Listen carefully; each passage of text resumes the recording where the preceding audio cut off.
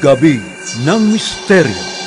We would like to say that everything is in this world and it is always part of enlightenment to everyone else.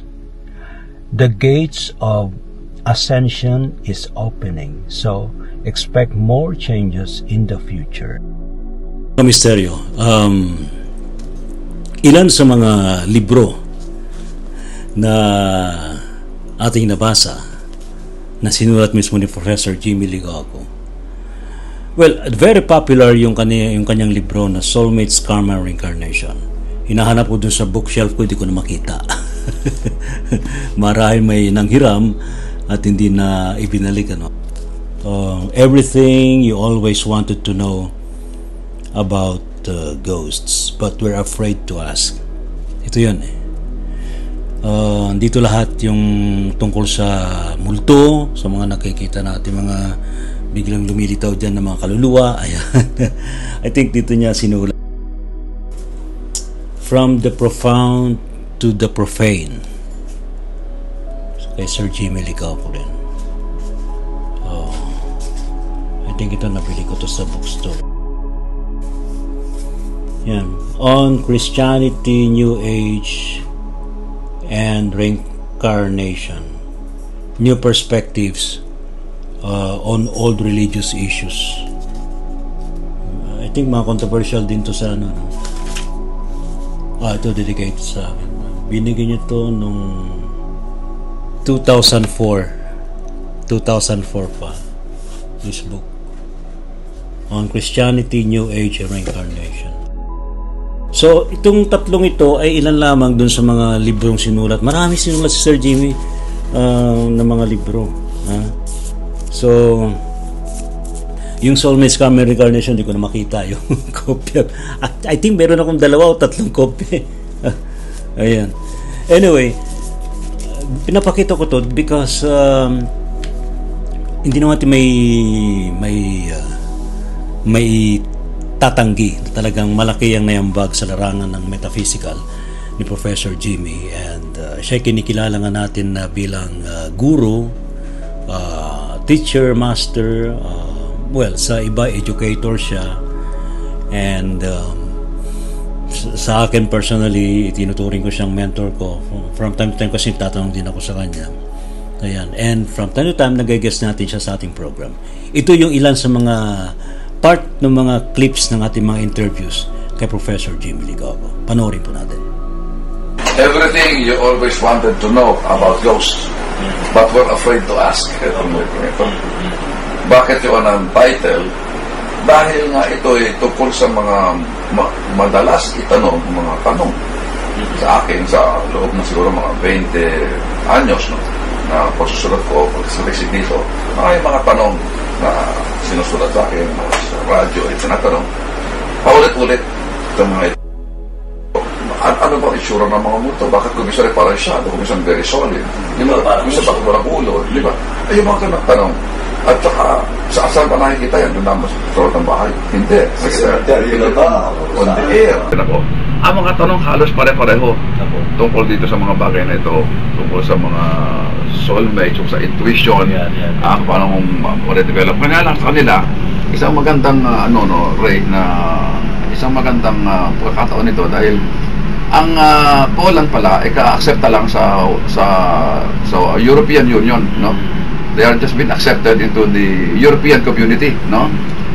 And because of that, they have to keep abreast with the rest of Europe, no? Kasi nahuli ang Poland dahil sa matagal silang na under the communist regime, no?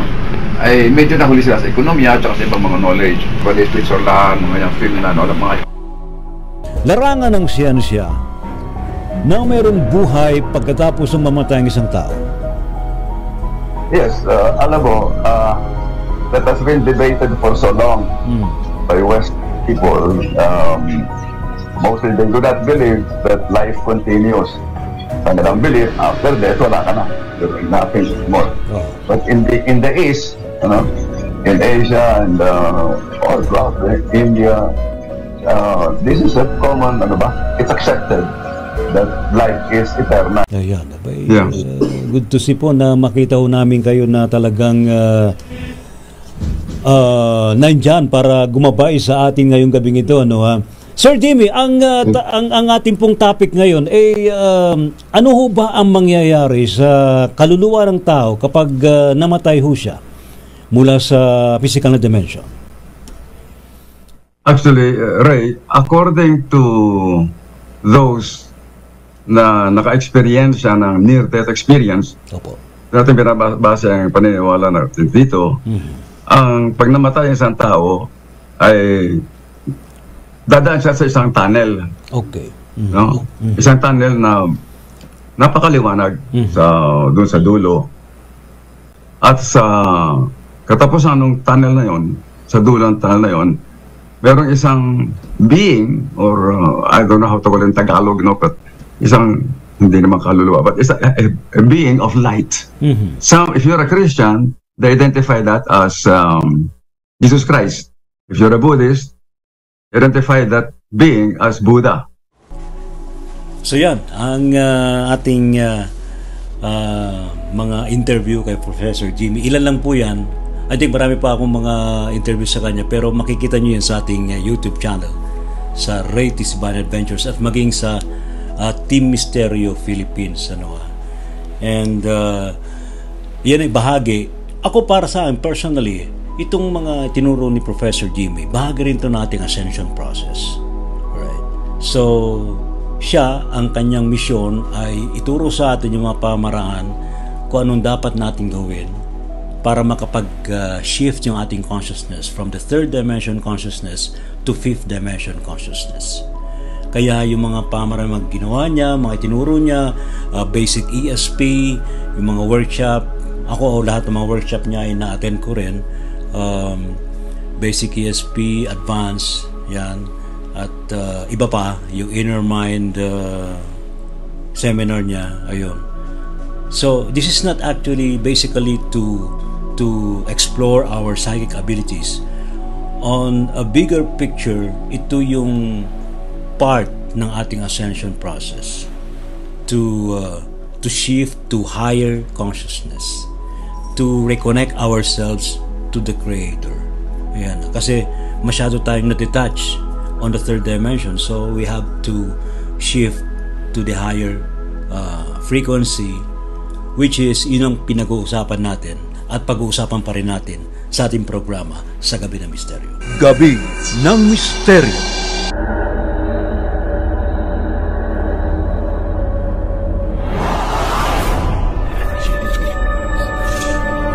Encounters, mga sightings ito. Doon ba'y palatandaan na talaga malapit na?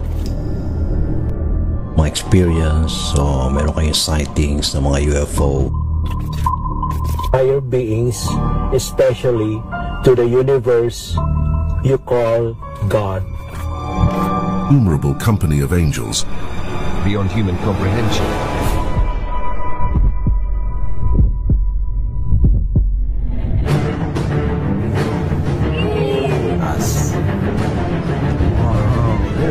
Propulsion system.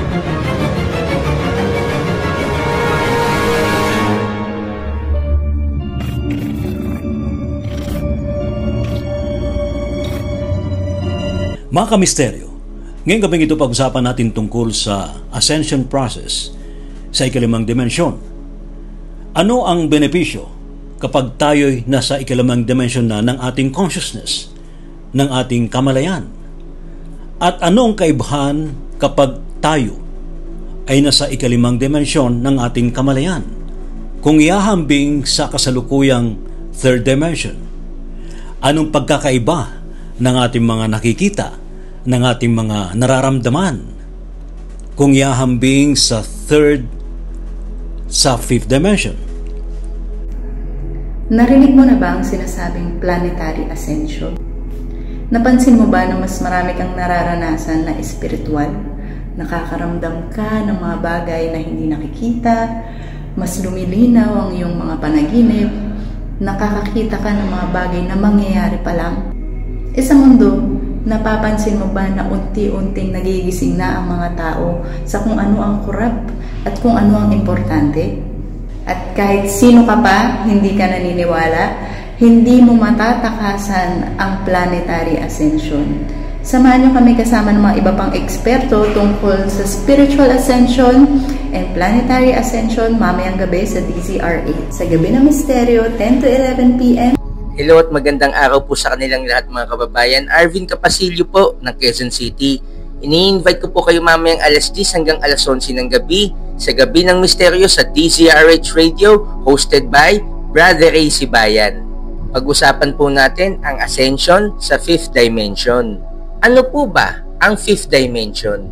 Bakit po natin kailangan mag-ascend doon? At paano po ba ang gagawin natin sa pag-ascend sa 5th dimension? Yan po ang ating pag-uusapan mamaya. Kaya, wala pong absent ha. See you! At ngayong gabing ito, bahagi rin na ating talakayan sa ascension process ay ang mga nagawa, ang mga naituro, ang mga nai-share o nai-latag sa atin na mga pamaraan para tayo'y makapag-ascend sa kabilang dimension, para tayo'y makapagsanay sa ating mga sarili na masasabi nating lahat ng tao ay psychic, lahat ng tao ay may kakayanan, lahat ng tao ay may karunungan na makipag-ugnayan sa ibang nilalang, lalo na sa mga anghel, sa mga galactic beings, at maging sa ating pong lumikha.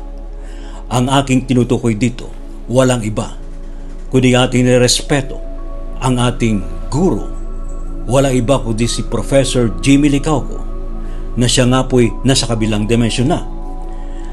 Ano ang pinapractice natin sa ngayon na marahil ay naituro sa atin ni Professor Jimmy Licauco? Everyone, this is KJ of Spiritual Guide Philippines. Libitahan ko pa kayo manood sa Gabi ng Misteryo, 10 to 11 p.m. Yun, so yung mga pag-uusapan po namin doon yung about sa ascension at yung mga message ng mga divine galactic na pinaparating po sa atin. At also tribute to Mr. Jaime Licauco. Namaste everyone. See ya mga master. Po sa lahat ng mga misteryo ni Ray Sibayan. Dr. Joe Vilasana po itong muli. Narito po ako sa sacred space ni Professor Jaime Licauco. Alam po natin, ang kanya pong pangalan ay kilala sa buong mundo dahil siya po ang nagpalaganap ng kaalaman, ng talent, ng biyaya ng mga Filipino healers, yung ating psychic powers. Antabayanan po ninyo, manood kayo para maalala natin ano ba yung mga kaalaman na ibahagi sa atin ng ating pong guru, Jaime Licauco. Yan ating pag-uusapan sa Gabi ng Misteryo, 10 to 11 p.m. sa DZRH. Wala nga absent. See you! Gabi ng Misteryo.